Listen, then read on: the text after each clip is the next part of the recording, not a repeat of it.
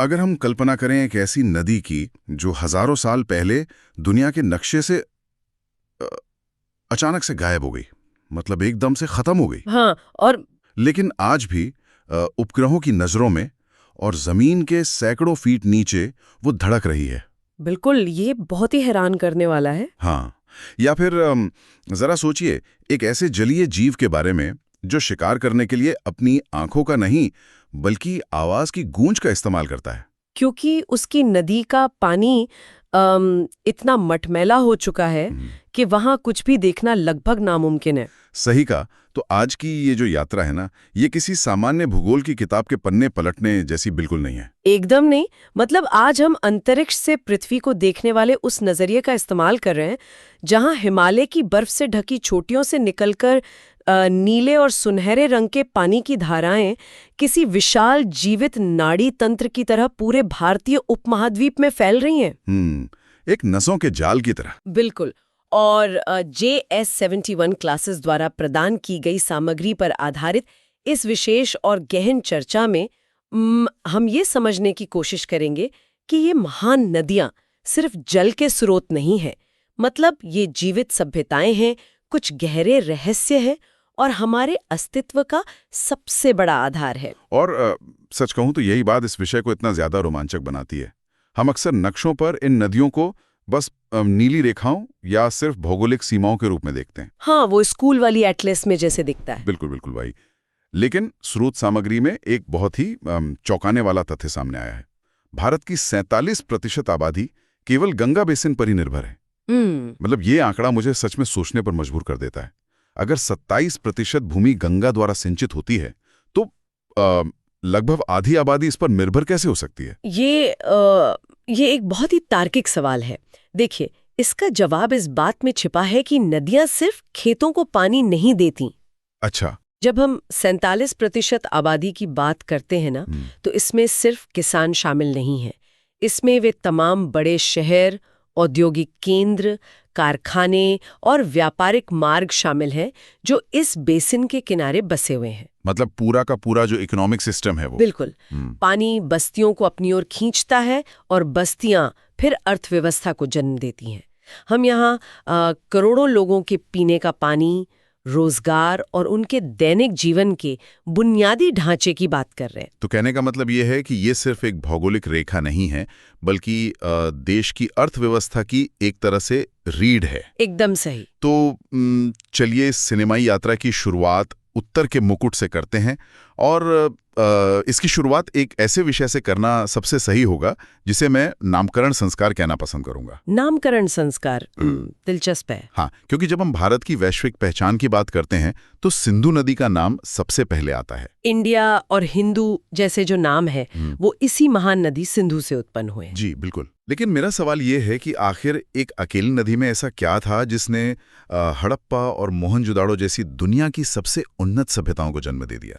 इसे समझने के लिए हमें सिंधु नदी के पूरे तंत्र की कार्यप्रणाली को समझना होगा। देखिए, तिब्बत में मानसरोवर के पास से निकलने वाली सिंधु कोई अकेली जलधारा नहीं है। हाँ, उसमें और भी नदियां जुड़ती हैं। बिल्कुल। इसके साथ 5 प्रमुख सहायक नदियां जुड़ती हैं: झेलम, चिनाब, रावी, ब्यास और सतलुज। जब ये नदियां पहाड़ों से उतरकर मैदानी इलाकों में आती हैं तो वे अपने साथ भारी मात्रा में उपजाऊ गाद या कहें कि नई मिट्टी लेकर आती है। अच्छा, तो मतलब मिट्टी हर साल रिन्यू होती रहती है। हाँ, और उस प्राचीन काल में इसी नदी तंत्र ने एक उन्नत बाढ़ आधारित कृषि व्यवस्था को जन्म दिया। मतलब लोग जान गए थे कि जब नदी में बाढ़ आएगी तो पानी के साथ साथ एक नई उपजाऊ जमीन भी मिलेगी। एकदम सही, जिस पर खेती करना बेहद आसान होगा और पैदावार भी ज्यादा होगी। तो एक तरह से उन्होंने प्रकृति के चक्र को अपने फायदे के लिए इस्तेमाल करना सीख लिया था। लेकिन जहां तक मुझे याद है सिर्फ खेती ही उनकी एकमात्र उपलब्धि नहीं थी, है ना? नहीं, बिल्कुल नहीं। पानी के प्रबंधन में भी वे लोग काफी आगे थे। इस नदी तंत्र के किनारे बसे लोगों ने जल प्रबंधन का जो विज्ञान विकसित किया वो आज भी आधुनिक इंजीनियरों को हैरान कर देता है। हाँ, मैंने पढ़ा इसके बारे में। जैसे धौलावीरा का ही उदाहरण ले लीजिए। वे लोग जानते थे कि नदियां हमेशा एक जैसी नहीं बहती, सूखे के मौसम भी आते हैं। तो उन्होंने क्या किया इसके लिए? इसलिए उन्होंने जो जल संचयन तकनीक या जिसे हम वाटर हार्वेस्टिंग सिस्टम कहते हैं वो बनाया, और वो सिस्टम अद्भुत था। उन्होंने पानी की एक एक बूंद को सहेजने के लिए बड़े बड़े जलाशय और चेक डैम बनाए। अरे वाह। हाँ, सिंधु ने उन्हें सिर्फ जीवन ही नहीं दिया, बल्कि तकनीक, वास्तुकला और विज्ञान का एक पूरा ढांचा खड़ा करना सिखाया। ये सचमुच चकित करने वाला है कि हजारों साल पहले वे पानी की कीमत को इतने वैज्ञानिक ढंग से समझते थे। बिल्कुल। अब अगर हम उत्तर के इस मुकुट से थोड़ा पूर्व की ओर बढ़ें तो हमारा सामना भारत की सबसे प्रतिष्ठित नदी प्रणाली से होता है, गंगा और यमुना। हाँ, ये हमारी संस्कृति का केंद्र है। गोमुख के गंगोत्री ग्लेशियर से निकलने वाली गंगा 2525 किलोमीटर की लंबी यात्रा तय करती है। लेकिन जब प्रयागराज में त्रिवेणी संगम पर गंगा और यमुना का मिलन होता है तो वह दृश्य सिर्फ भूगोल का हिस्सा नहीं रहता। नहीं, वो आस्था और संस्कृति का एक महासागर बन जाता है। बिल्कुल। यमुनोत्री ग्लेशियर से निकलने वाली यमुना गंगा की सबसे बड़ी सहायक नदी है, और त्रिवेणी संगम पर होने वाला कुंभ मेला तो दुनिया का सबसे बड़ा मानव जमावड़ा है ही। हाँ, अंतरिक्ष से भी दिखता है वो तो। जी। अगर हम इसके प्रतीकात्मक अर्थ को समझें तो स्रोत बताता है कि गंगा को जीवन और मोक्ष का प्रतीक माना जाता है, और यमुना को प्रेम और भक्ति का प्रतीक माना जाता है। जब ये दोनों नदियां मिलती हैं तो मटमैले और साफ पानी का जो दृश्य बनता है वो प्राचीन काल से ही इंसानों के लिए एक बहुत बड़ा भौगोलिक और आध्यात्मिक आकर्षण रहा है। लेकिन यहाँ एक बहुत बड़ा रहस्य भी है जिस पर मुझे पहले थोड़ा संदेह हुआ था। कैसा संदेह? देखिए, त्रिवेणी संगम का मतलब है 3 नदियों का मिलन, गंगा, यमुना और तीसरी है सरस्वती, जिसे ज्ञान और एक अदृश्य रहस्य का प्रतीक माना गया है। पहले मुझे लगता था कि शायद सरस्वती सिर्फ एक पौराणिक रूपक है, एक कहानी है। मतलब एक पूरी की पूरी विशाल नदी रातों रात जमीन से गायब कैसे हो सकती है? आपका संदेह बहुत स्वाभाविक है, और सच बताऊं तो दशकों तक इतिहासकार भी यही मानते थे कि ये सिर्फ एक मिथक है। अच्छा। हाँ, लेकिन यहाँ विज्ञान ने इतिहास की एक बहुत बड़ी गुत्थी सुलझाई है। लगभग 6000 ईसा पूर्व में सरस्वती नदी उच्च हिमालय के बंदरपूंछ ग्लेशियर से निकलकर एक विशाल और वेगवती नदी के रूप में बहती थी। मतलब वो सच में अस्तित्व में थी? बिल्कुल। इसका बहाव इतना तेज था कि अपने रास्ते में सब कुछ बहा ले जाती थी। लेकिन फिर लगभग 3000 ईसा पूर्व के आसपास पृथ्वी के भीतर कुछ बड़े टेक्टोनिक बदलाव हुए। टेक्टोनिक बदलाव मतलब जमीन के अंदर की प्लेट्स खिसक गईं? एकदम सही। जमीन के अंदर की प्लेट्स खिसकने से भूभाग थोड़ा तिरछा हो गया, या कहें कि ऊपर उठ गया। तो उससे नदी का पानी कैसे रुक गया? इन भौगोलिक उथल-पुथल का नतीजा ये हुआ कि जिन धाराओं से सरस्वती को पानी मिलता था उनकी दिशा ही बदल गई। यमुना का बहाव पूर्व की ओर मुड़ गया और सतलुज का बहाव पश्चिम की ओर चला गया। अरे बाप रे! तो सरस्वती नदी, जो मुख्य रूप से इन्हीं के जल पर निर्भर थी, उसका पानी अचानक छिन गया। जब स्रोत ही खत्म हो गया तो वो विशाल नदी धीरे धीरे सूखकर रेगिस्तान में विलीन हो गई। ये तो किसी सस्पेंस या थ्रिलर फिल्म की तरह है। लेकिन एक बात बताइए, अगर वो सूख गई तो हमें आज इसके बारे में इतने यकीन से कैसे पता है? यहीं पर तो आधुनिक तकनीक काम आती है। आज इसरो और लैंडसैट के उपग्रह चित्रों ने यानी सैटेलाइट डेटा ने जमीन के नीचे के पेलियो चैनल खोज निकाले हैं। पेलियो चैनल, ये क्या होते हैं? पेलियो चैनल असल में एक प्राचीन नदी का सूखा हुआ मार्ग होता है।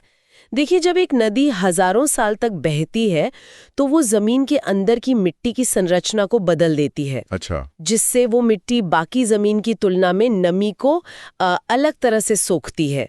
सैटेलाइट्स इस नमी और मिट्टी के अंतर को आसानी से पकड़ लेते हैं। मतलब जमीन के नीचे का वो पुराना रास्ता सैटेलाइट से दिख जाता है? जी बिल्कुल। इसके अलावा राजस्थान के रेगिस्तान के ठीक नीचे मौजूद एक बहुत बड़ा भूमिगत जल स्रोत मिला है, जो उसी प्राचीन नदी का अवशेष है। अंतरिक्ष की तकनीक ने जमीन के नीचे दबे इस वैदिक रहस्य को दुनिया के सामने ला दिया है। ये स्पष्टीकरण सच में दिमाग के पन्ने खोल देने वाला है। एक नदी जो गायब हो गई लेकिन आज भी जमीन के नीचे अपने होने का सबूत दे रही है। हाँ, ये प्रकृति का एक अद्भुत चमत्कार है। चलिए, उत्तर के इन ग्लेशियरों और रहस्यों से आगे बढ़ते हुए अब हम पूर्व के महाप्रवाह की ओर चलते हैं, ब्रह्मपुत्र। इस नदी के बारे में पढ़ते हुए मुझे ऐसा लगा जैसे ये प्रकृति की एक बहुत बड़ी शक्ति है जिसे नियंत्रित करना लगभग असंभव है। मतलब ये एक तरफ अपार जीवन देती है तो दूसरी तरफ प्रचंड विनाश भी लाती है। बिल्कुल सही कहा आपने। ब्रह्मपुत्र का चरित्र बहुत ही उग्र और विशाल है। तिब्बत में यारलुंग सांगपू के नाम से निकलने वाली ये नदी लगभग 2900 किलोमीटर लंबी है, जो कि बहुत विशाल है। हाँ, जिसमें से करीब 916 किलोमीटर का हिस्सा भारत में बहता है। जब ये नदी हिमालय की खड़ी ढलानों से नीचे आती है तो इसकी गति इतनी तेज होती है कि ये पहाड़ों को काटकर अपने साथ भारी मात्रा में गाद और मिट्टी लेकर आती है। और यही गाद माजुली द्वीप के निर्माण का कारण बनती है ना? जी बिल्कुल। लेकिन मुझे समझ नहीं आता कि पानी के बीचों बीच इतना बड़ा जमीन का टुकड़ा कैसे बन सकता है कि वो अपने आप में एक पूरा जिला कहलाए। इसका विज्ञान बहुत ही दिलचस्प है। जब ब्रह्मपुत्र नदी पहाड़ों से उतरकर असम के समतल मैदानी इलाकों में प्रवेश करती है तो उसकी गति अचानक बहुत धीमी हो जाती है। क्योंकि ढलान खत्म हो जाती है। एकदम सही। गति धीमी होने के कारण वह अपने साथ लाई गई उस भारी गाद को आगे नहीं धकेल पाती और उसे वहीं बीच रास्ते में छोड़ना शुरू कर देती है। अच्छा, तो मिट्टी वहीं जमने लगती है। हाँ, और हजारों सालों तक मिट्टी के इस जमाव के कारण नदी के बीच में जमीन का एक विशाल टुकड़ा उभर आया, जिसे आज हम दुनिया के सबसे बड़े नदी द्वीपों में से एक माजुली द्वीप के रूप में जानते हैं। ये तो बहुत ही सुंदर प्रक्रिया है। हाँ, ये नदी का सबसे खूबसूरत और सृजनकारी रूप है जो काजीरंगा जैसे राष्ट्रीय उद्यानों की जैव विविधता को भी जिंदा रखता है। लेकिन जब मॉनसून आता है तो यही गाद एक बहुत बड़ी समस्या बन जाती है। वो कैसे? मतलब नदी का तल मिट्टी से भर जाता है और पानी के पास बाहर फैलने के अलावा कोई रास्ता नहीं बचता, जिससे भयंकर बाढ़ आती है। बिल्कुल सही। यही इसका विनाशकारी रूप है।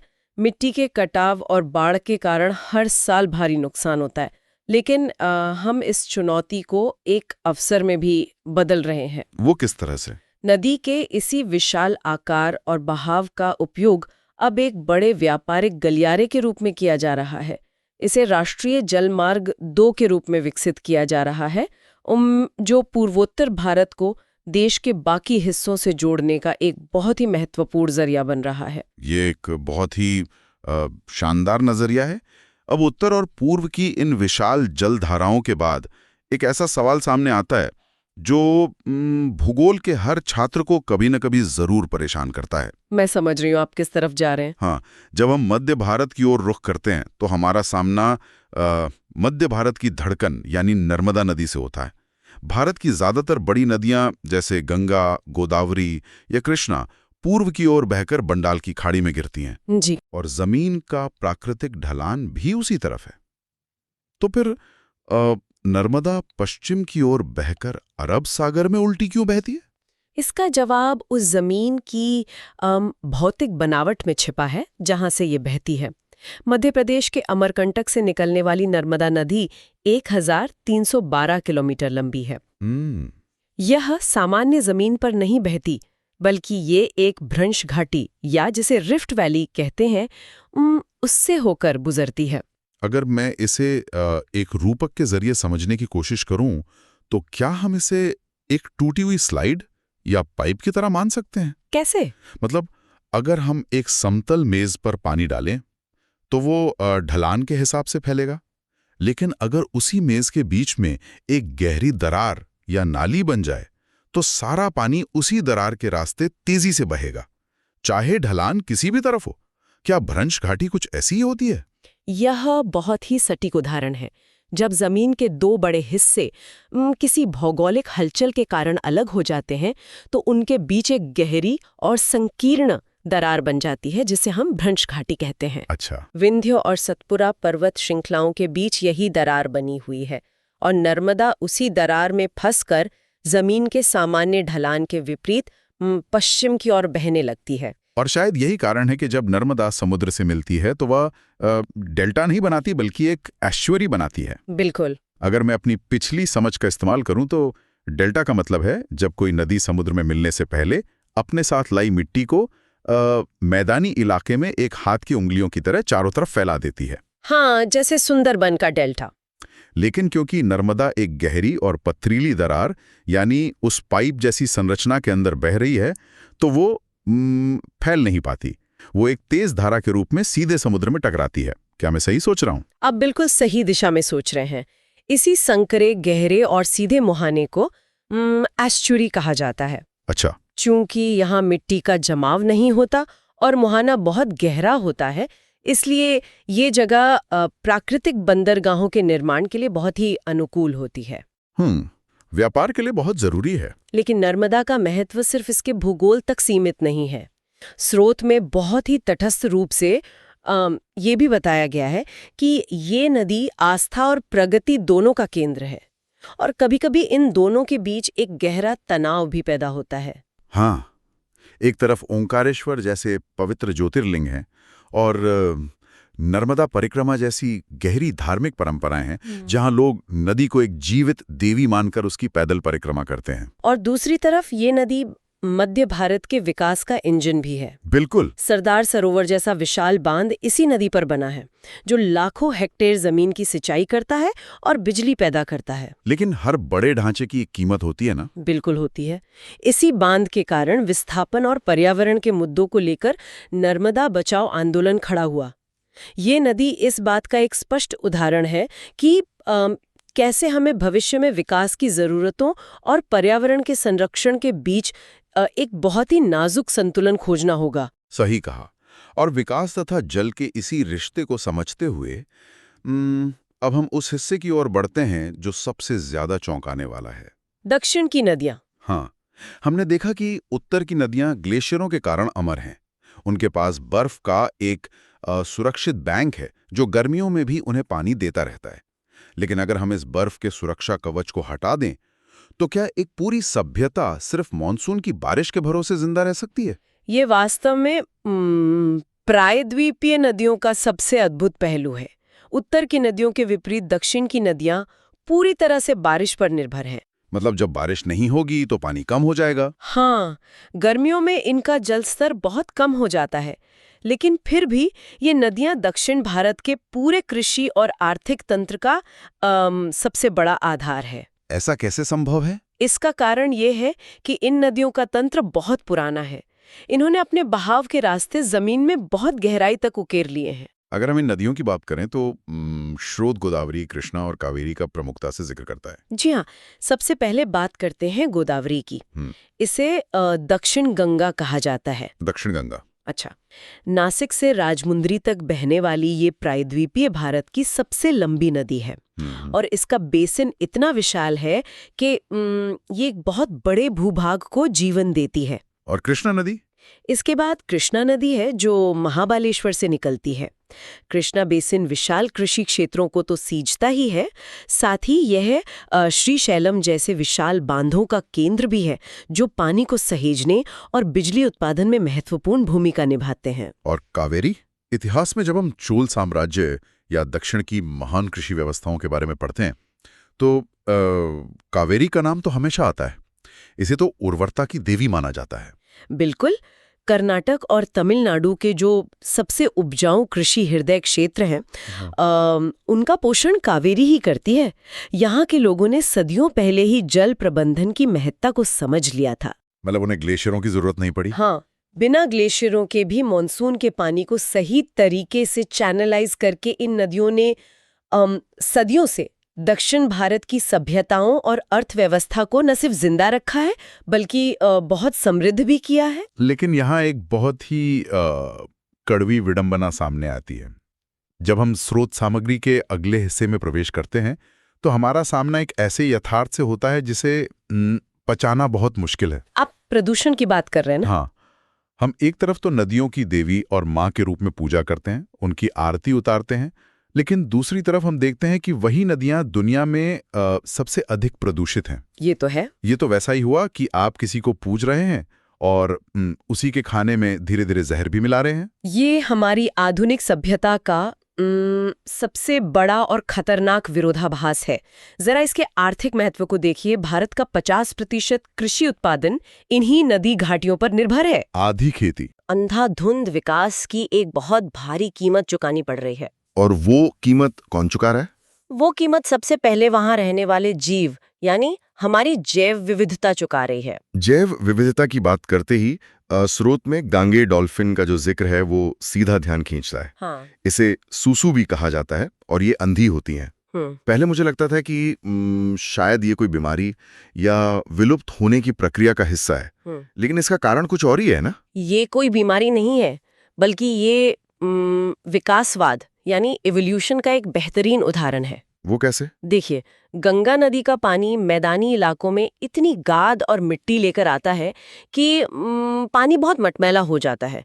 ऐसे पानी में आंखें होने का कोई फायदा नहीं है क्योंकि आपको कुछ दिखेगा ही नहीं। तो फिर वो शिकार कैसे करती हैं? इसलिए लाखों सालों के विकास क्रम में इस डॉल्फिन ने अपनी आंखों की रोशनी खो दी और एक नई तकनीक विकसित की जिसे इकोलोकेशन कहते हैं। इकोलोकेशन? हाँ, ये ध्वनि तरंगे छोड़ती है और जब वो आवाज किसी शिकार या पत्थर से टकराकर वापस लौटती है तो डॉल्फिन अपने दिमाग में आसपास का एक पूरा नक्शा तैयार कर लेती है। अरे वाह, मतलब बिल्कुल वैसा ही जैसे पनडुब्बियों में सोनार काम करता है।